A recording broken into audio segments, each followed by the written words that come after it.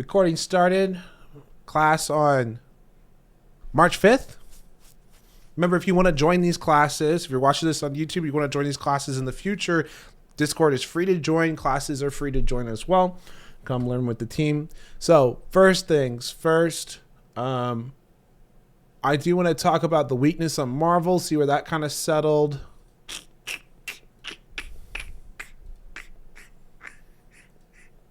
It's weird to see the slippage of demand in these chips. I thought I already had Marvel up. I do not. So this is going to be on the watch list for tomorrow.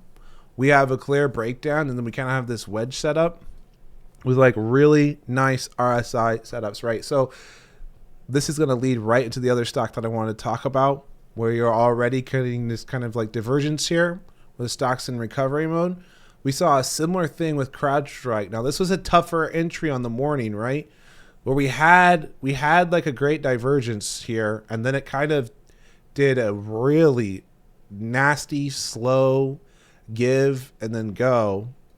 But one of the things that we could have watched in hindsight is this nice support level right here. Kind of test, entry right here. And it even gave a really nice back test where it came back to the EMA and then reclaimed. So that's going to be similar to what I'm expecting to happen for Marvel. And so the key level you want to watch tomorrow is right there. You're going to want to watch another little miniature one right there. And let's move that up just a wee bit right there. So I'm going to be seeing if we have a similar play out to CrowdStrike, but this is a tougher give and go, but it fits, right? High RVOL, nice divergence, takes a little bit to play out. It's strong in the pre-market, which is why it should be on the watch list, right? And then it takes a little bit the day to play out, right? It's not a top priority watch, but it's one of those that the day's slow. There's an opportunity there. You can make some good money. Even though you're coming in late, that's a 6-point move. You're making at least 30%. You're closing, a third of the position, maybe half of the position, and then you roll it to see if you get a nice continuation. And there's also this beautiful gap fill. Talking about gap fills, we could talk about the UNH play. This one's been a bit of a bummer because they've been eating up the premiums here. Okay, so UNH has been kind of a pain in my butt because even when this thing's coming up, I'm watching our premiums getting melted down. Just keep in mind that this is a factor of, the VIX getting cooked so high, it comes down. When the stock trades stagnant, what they do is they rip out some of the premiums of it.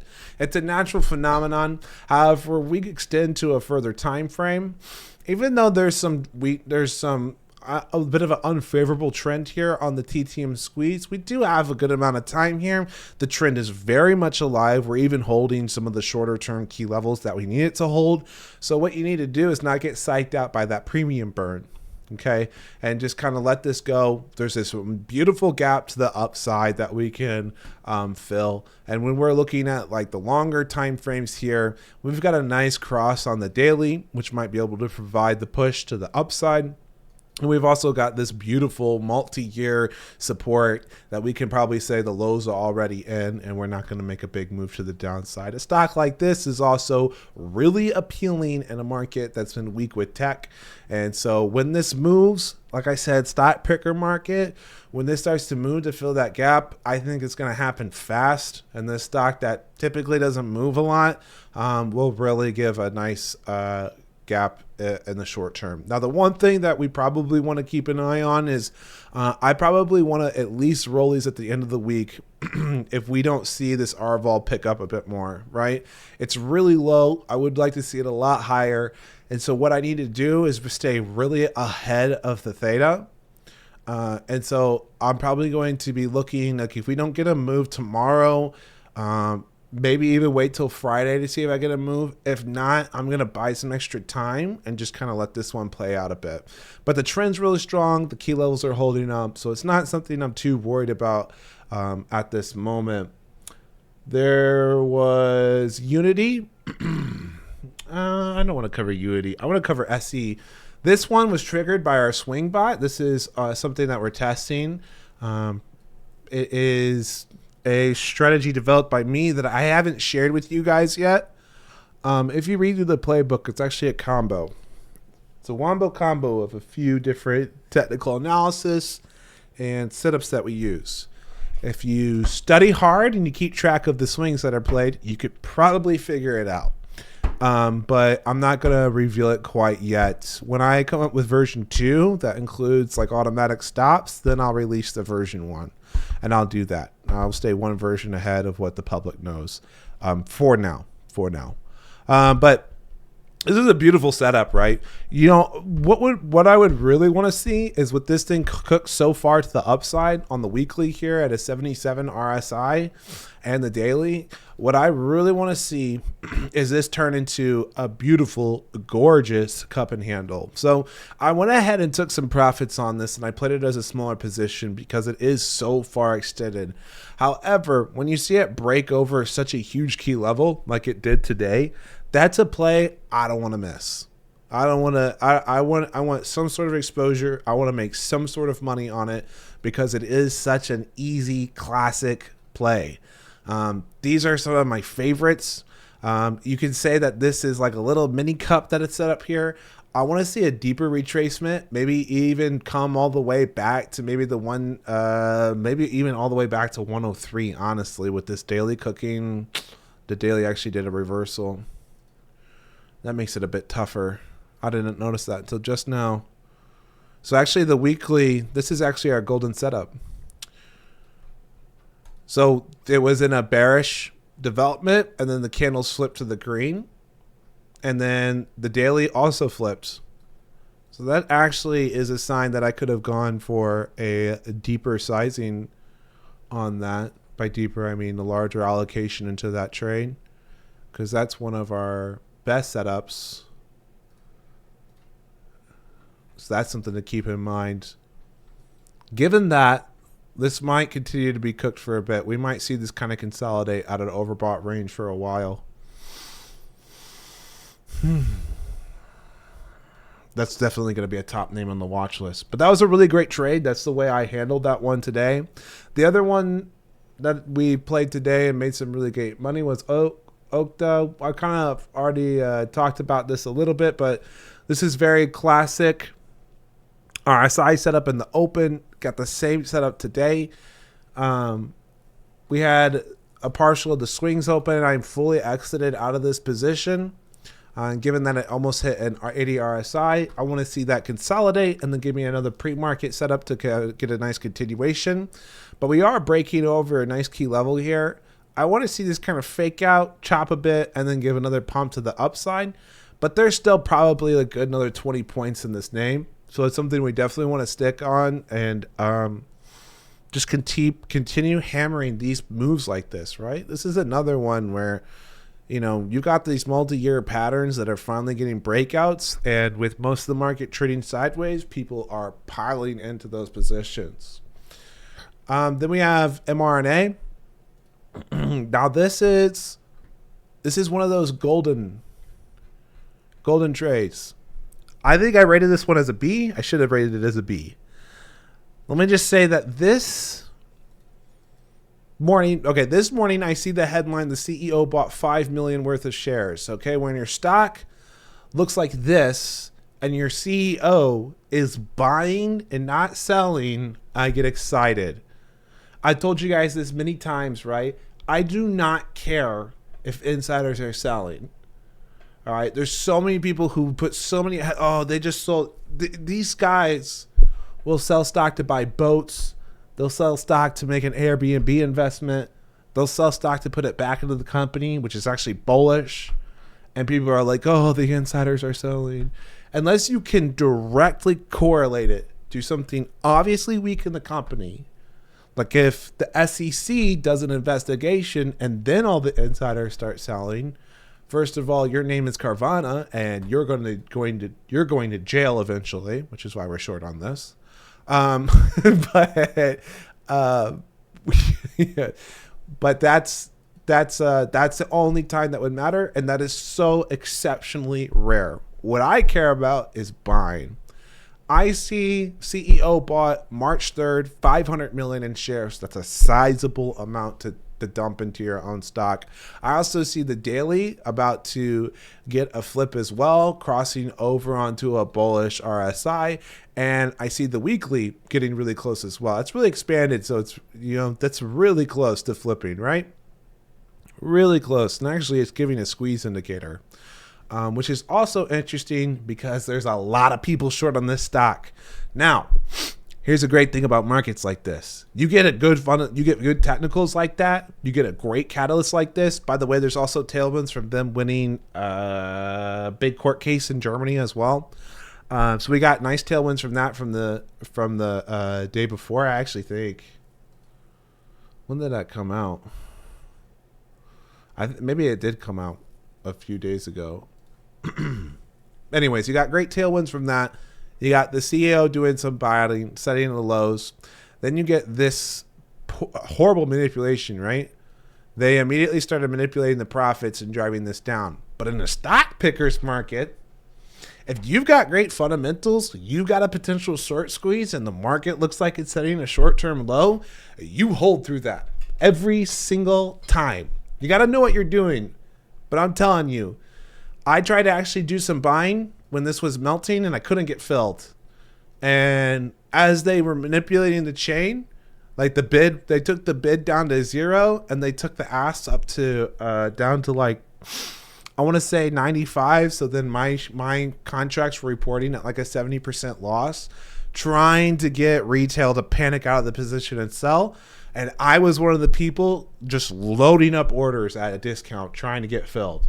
I loaded in some at like 36. I think I loaded some at 25, then 36, then 45. And I'm watching my position also climb in percentage as the market tries to rebalance. When something like that happens, and I'm really confident on the long-term setup that we have and on the strength of the catalyst that we have, I don't really need to know what happens. All I need to know is the guy who runs this company spent $5 million on it. All right, he could have gone and bought a boat. He could have gone and done a lot of things. He only does that because he knows he's gonna make a quick flip on that money. All right, that's the only reason they do that, is they know I'm gonna quadruple this money real quick. That's the only time they do that. So the bigger they buy, the more bullish I am. Right? No one's gonna know more about this company than the guy who freaking runs it. So, anyways, I really like that. When I see that, I get really excited. So hold through that, try to load into it, not end up getting filled. That's okay. It was a B-size position. We made some great money. I took it down to half the position into the close just for good discipline. I really don't want to sell, but we're always taking profits when we have profits, right? Always don't get it's fine to feel extremely confident. You just don't all in your account, right? We're always using our risk management. We're always being sensible. We're never putting ourselves at risk to lose on all one trade, because we get rich over 1,000 trades, not one trade, right? What else we got on here? BS. Oh, let's go ahead and answer this question real quick. Let's take a break from the charts and answer this. Let's pull this up. All right. So X-Rate asked, I averaged into Oracle May calls. I'm assuming you mean the month, while the trade was still winning, but it's now losing. How do you handle this type of situation? That is such a great question. So, and it's a question you have to ask, even if you haven't averaged into the position. First of all, getting some support right here. My gosh. I'll tell you right now, you lose that key level, you're going to have to cut at a loss. First thing you want to do, make sure your emotions are in check. You want to make sure that you're not getting overly emotional. If you're starting to get really worried, or even you asking me that question might be a sign that you're a little too big into the trade. Maybe only you know. I can't know, right? But if you are getting a bit large, you might want to go ahead and take some out of that position. Second thing, you want to be thinking logical. And the reason you have to do the first thing first is because if your emotions are in the way, you're not going to think logical. You could even fool yourself into thinking you are being logical, right? So much self-awareness involved in trading. You got to know how you are in different positions. Sometimes you don't know until you got a good track record, then you start to understand. But read the MBT psychology. I swear it'll help you so much. I can give you the best strategy in the world. If your psychology is not in order, you will not make money. You can even, if your psychology is in order, you could even be following someone like me. You'll still not make money, because I will hold a position you won't, and you'll freak out and you'll cut it, and you'll be like, damn, he made money. And then that happens a few times, and you try a few trades on your own, then you're spiraling out of control, right? But what I want you to do is really sit back. I know X-Ray, you in particular, you've been working really hard coming up with your own trade ideas, and you've had some amazing picks. By the way, for people who are unaware, X-Ray is probably one of our longest term members, and this guy was blowing me up about HIMS when it was like $12. I'm not sure if he held it that whole time, but he was I think it was even cheaper than that, because I believe it was a long time ago where he's saying this company is going to be amazing, this company is going to be something. He was all about it. He's done a really good job doing his own analysis and learning how to identify moats in companies. But I'm going to say this for you specifically, okay? Reevaluate why you took this trade and what your drivers were. What were the swings? What were the catalysts you were looking for? For me, what I'm looking at is a company like this, I'm probably looking at the future leader of the cloud industry. They have a moat in the fact that they are probably going to be the pick for when it comes to running AI agents locally and not just on the cloud, because they're going to have an advantage in that aspect. They have great government contracts. They have a very trusted brand. They don't have as many controversies or messes. They're very well managed. They have great partnerships in the future as well. This is a stock I hold in my long term for that reason. I think that they're one of the biggest winners. And the next thing we'll look about after we kind of figure out what the drivers are, or the catalysts they're looking for the appreciation of the stock, is, okay, where do we stand on the technicals here? Kind of just do a review. First thing that stood out to me immediately is that there's a terrible gap down that you want to be cautious of here. Doesn't mean it's going to fill this gap down, especially if the market starts to turn overall here. Like, this stock could easily just be a victim of the tech to value trend that we have, right? I do want to say that I believe some sector participants also just recently had some bad earnings, and those could just be a driver on that. I don't think it's actually affecting them, but this is an industry that in general loves to trend together, but Oracle typically has the highest alpha that I've seen. A second, I just want to look over these time frames a little bit better. Your 4 hours cleaning up pretty nicely. You really want this thing to get back over this 161, and then you're probably fine. And you're out in May, so you're probably doubly fine, because you've got a full 2 months here. Your daily doesn't look great. It could be bottomed. Your weekly looks about bottomed, but it is just now getting bearish on the RSI. It could continue to cook a little bit lower as this kind of does some retracement, though.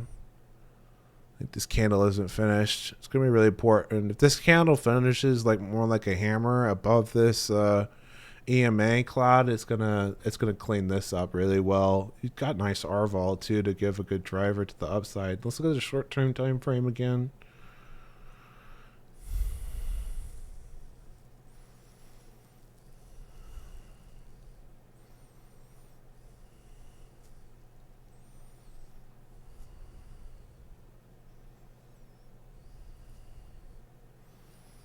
So you've got multiple key levels here, right? You've got one where you just closed out here. That's a pretty strong level in the short term. This is a pretty strong level. This is a pretty strong level in the short term. And then what you need to really get this to squeeze is probably going to tell you on the 65 minute. Yeah, you really just need right over here. You need this thing to chop up above here and then kind of bounce off of that. And set a nice higher low. I mean, already in the very, very short term, keep it simple, you've got a higher low right here.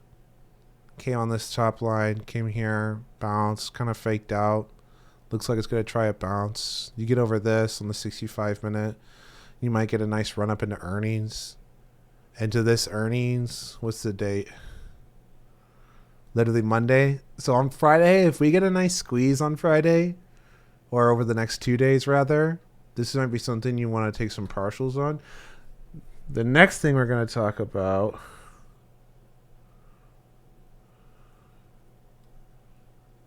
the catalyst was for this was the $500 million AI investment. Yeah, that's good too. You got a little bit unlucky because of what the macro did, but that's a fine catalyst to look for. That doesn't really help him right now, though, Abraham. Tell me next, X-Ray. Tell me how much are you down?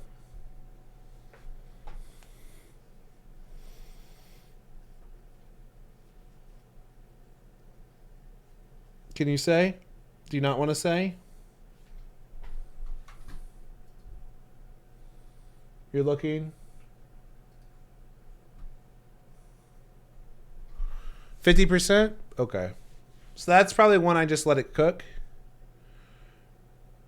But if you're holding your convictions, so like let's say you even wanted to get out of this, I would not get out into a trend like this.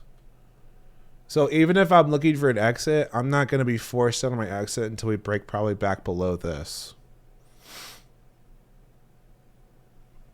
If it breaks back below this before earnings, I'm probably going to have to exit and maybe just leave a small portion on for earnings in case this thing wants to do a up gap up. In this market environment, I'd say that's highly unlikely, the way that everything sold off after earnings.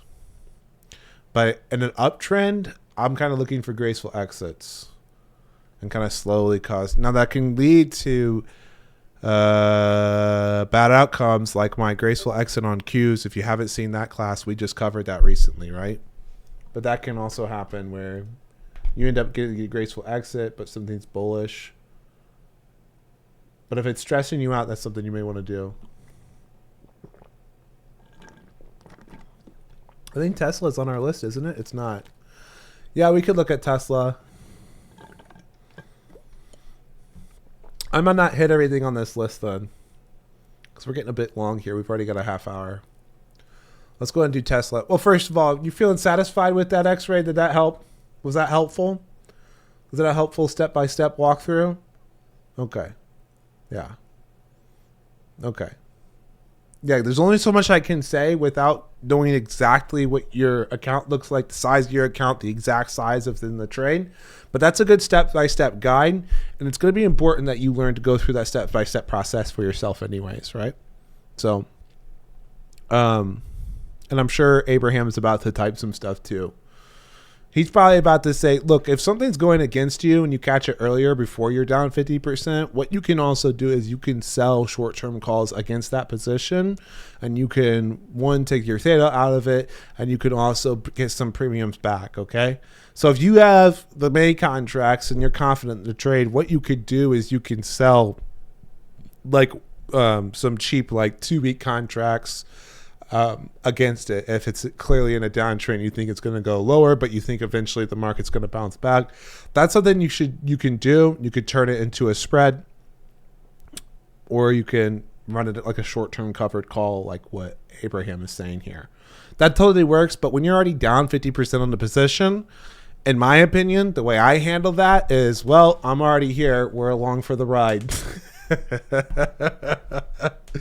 And I'm probably not looking to cut my potential income for the potential to save half of a trade that's already taking a brutal beating.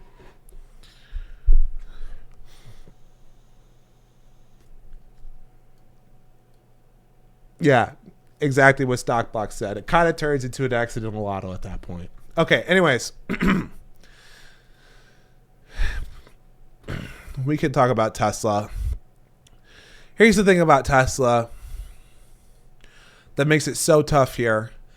I hate where this thing's at a bottom. This thing set a bottom and didn't fill this gap, and it might just be my OCD, that just hates this. I don't like us finding support here. I really want us to fill this.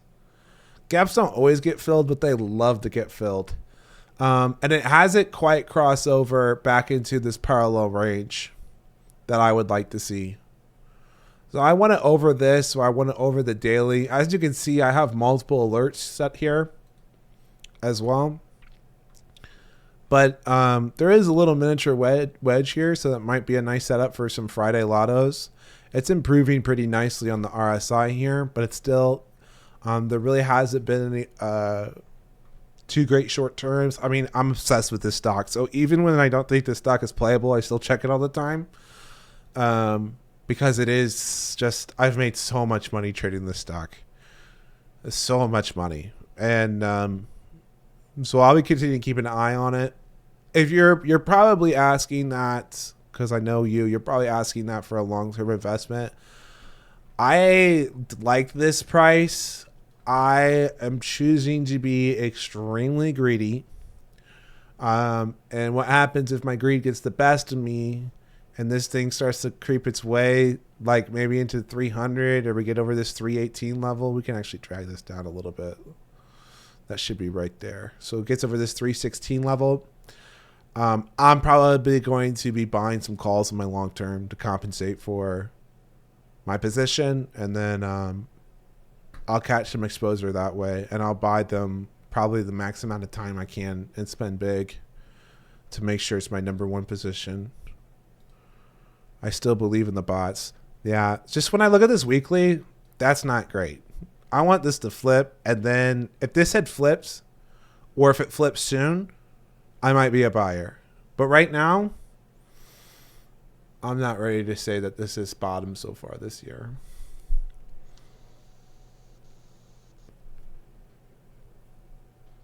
With any AI or robot news. So what you're looking for, it's Tesla's. You're looking for the self-driving approval. It's coming up, but they've had, here's the thing with Tesla.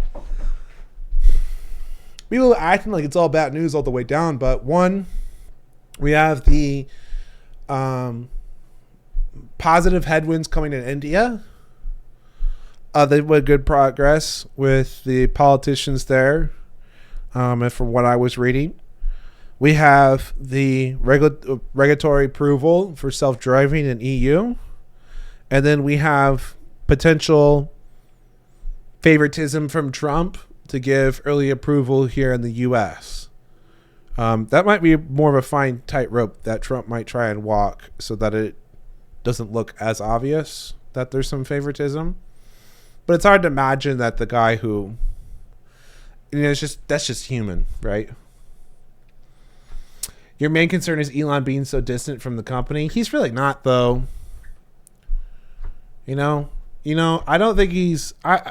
seeing the way that he functions within Doge, or even the fact that he still made it in person to do a live stream for XAI, while doing all this stuff with Doge, while he's still going all these speeches and stuff. It seems like he's handling Doge the same way he does with any of his companies.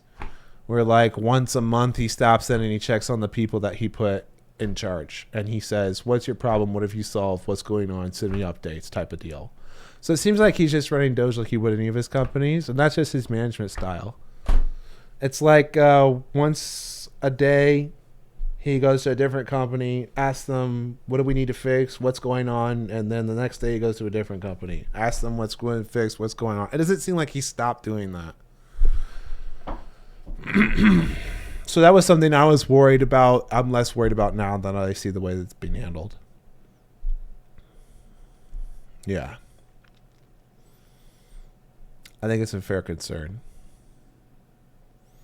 Yeah. There's also, this stock is also like, there's in the subways of the UK, there are posters in the subways of the UK that say it's hate doesn't sell, and then it has a picture of Elon doing that salute, that questionable salute, with the stock price going down. And I'm not gonna lie, When I see stuff like that, I immediately think that's a sign of a bottom. That is a social cue that the bottom is in. Well, you know, it's that might be the Subway version of the magazine cover, right? If you go through history, when Barron's puts out the art, or when the New York Times puts the article out that the stock market is dead forever, that the economy is only going to get worse, boom, that's the bottom, and everything flips from there, right? Like that's like a great social cue, right? And I love trading on sentiment stuff like that. And I see that, and it does make me bullish, but the chart isn't quite there, and I'm fine if I don't time the actual bottom, and I'm just a little bit late, you know. So when the politics this stock drag it down like this, I get kind of excited because I see it as creating more opportunities for me. Let me just go through my list real quick here and see if there's anything that I think is really important to cover here. We kind of touched on Carvana. Baba's really interesting. Baba was one that was on my radar this morning. I was a little hesitant to take it, but we had a really nice recovery here, and we got a really nice gap fill. And so tomorrow, this is probably going to be one that's on the top of the watch list. I'm probably looking for this to get a continuation. If we could get over the 145, I'm pretty sure we're looking for like 160. Yeah, you're going to look for the 148, and then there's a crazy gap fill up to like 161 here, yeah. I'm probably out at like 160. Probably by then I'll have a runner on. But I'll be looking for that to get a nice reversal. The thing I don't like is that the daily didn't actually flip into a really strong pump, but the weekly has...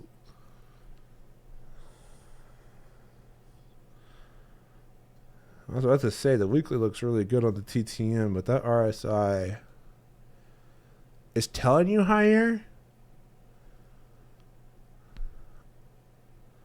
It can clean itself up.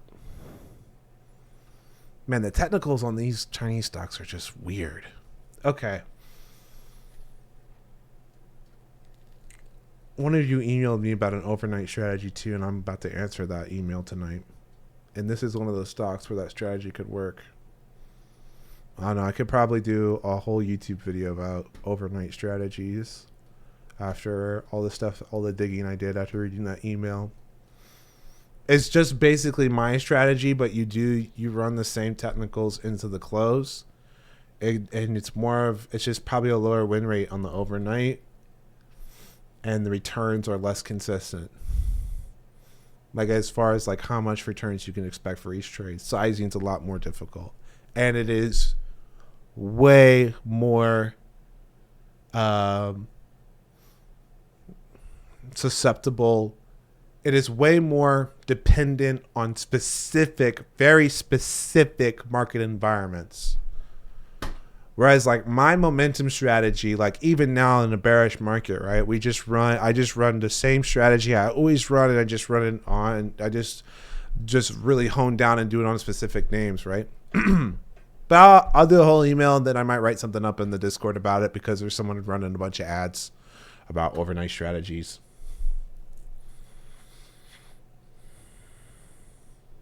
I'm trying to see if there's any more.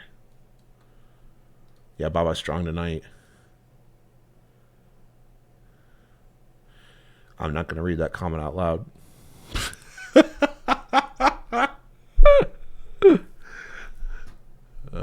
I'm happy for you, Abraham. Yeah, guys, I think we covered all the major topics. Does anyone have any questions? Anything else that we want to talk about? I see there's a few other stocks here, but I think I hit all the major ones. VSTS. This was I was a little bit impatient with this one earlier in the week, but we made that one back and some extra ones. Did I just mistype this?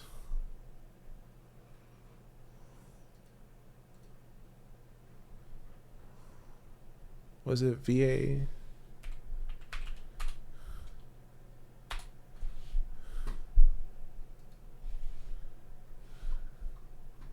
Oh, it was ASTS. Holy cow, brain fart. I totally typed it in wrong. That's some crazy dyslexia. I flipped the B. This one's really great at the earnings, like a really nice reset and then like a give and go into the open classic setup.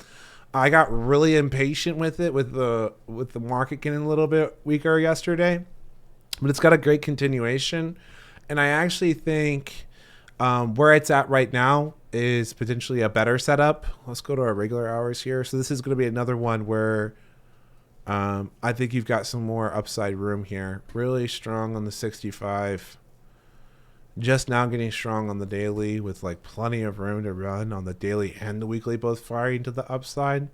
So this is one where, you know, you might feel this is a classic thing with traders, right? You feel like you've kind of look how far it's run. I feel like I've missed a lot, right? And this is what really is hard for a lot of people when they trade the momentum style I do, is you have to learn how to be fearless. And I know this is run a lot, right? Like that's a really good move. Just looking at the chart, it's like, all right, he missed so much. This thing could easily run to all-time new highs with a setup like this on that daily and weekly, both fine to the upside. You just broke over the previous highs.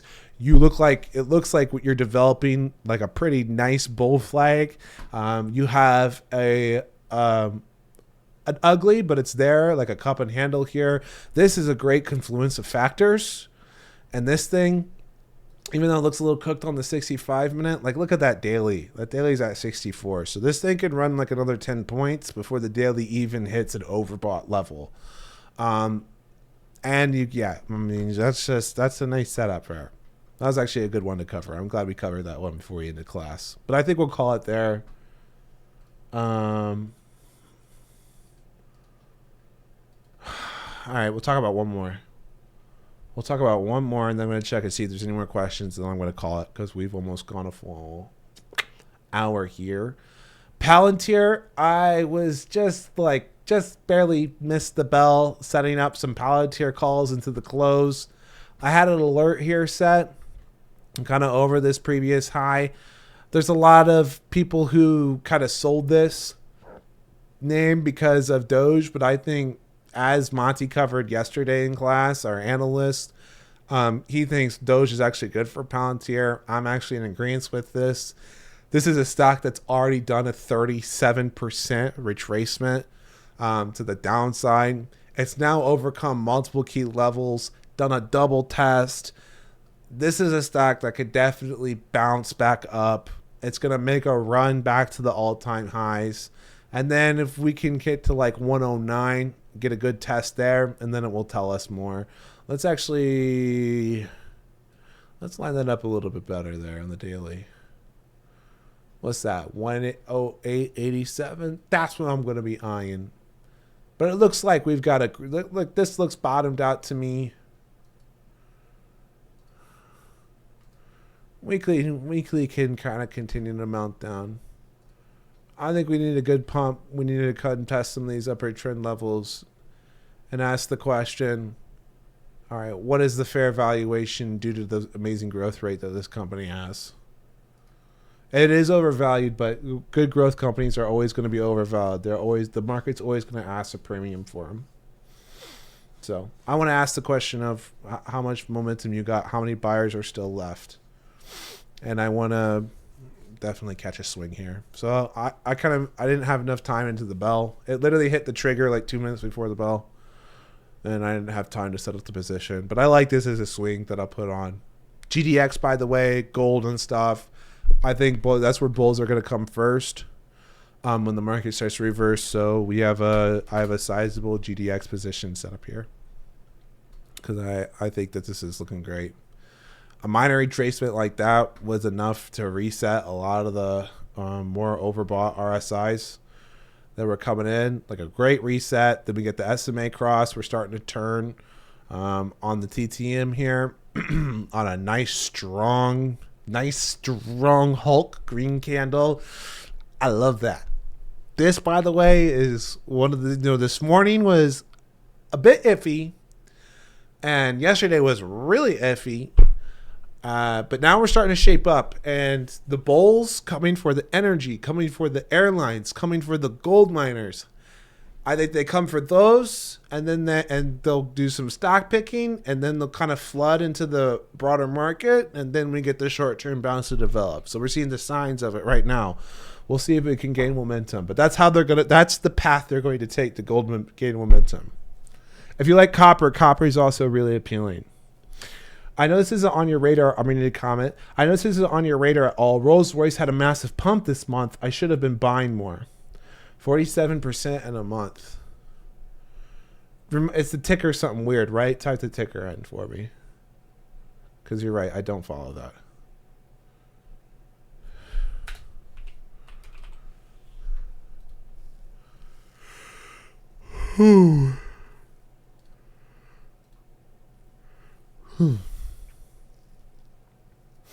Oh, is this literally just rallying because Germany's rallying?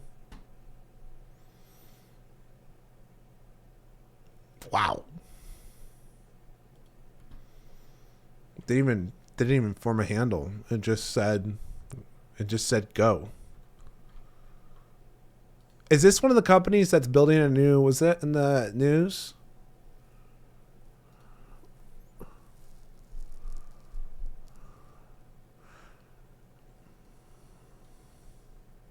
Does Rolls-Royce count as defense? I guess Rolls-Royce would count as defense, right? Because they're pretty diversified, actually. And they smell small reactors. Jet engines. Okay, yeah. So they definitely qualify as defense.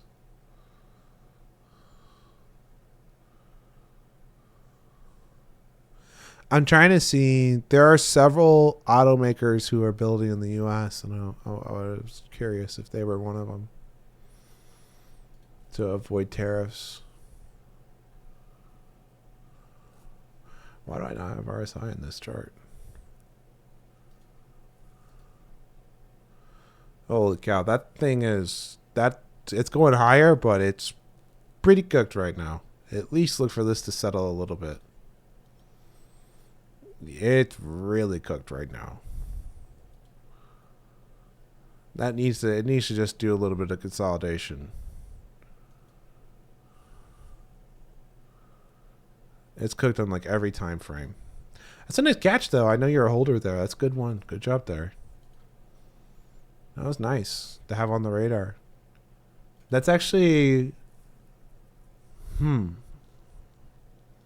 going to make a note of that, actually. To keep an eye on. Dig into EU defense companies. Or companies with international exposure.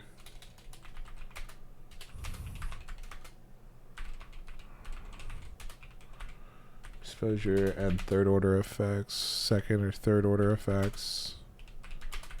Because I doubt that trade is done. That's probably like a multi-month like trade. It's a good idea though. With Europe having the big push to learn how to defend themselves, there's got to be some great trade opportunities. That sounds like a nice exercise to do with Grok. Thanks for calling that out. My brain's cooking on a few different ideas. I won't share them out loud because I don't know if they're stupid yet without some digging. Anyways, that's a long class, guys. We're hitting about an hour, so I'm gonna call it. Thank you all for coming. And people are already leaving, so they got stuff to do. They're trying to go to bed. Understandable. Great attendance, though. I love it. Because you know what this great attendance tells me? It tells me that you guys are making some money. You're getting excited, and you want to hear about more ideas. And I'll tell you what, baby. We're making some great money, and I'm full of ideas. There's so many opportunities in this market. I told you guys. It was a tough start to this year, but we're going to make so much money this year. It's going to be filthy. We're going to make so much money. I hope you guys are excited. All right? Now, y'all get some sleep because tomorrow, it's another day of printing. Good night, guys.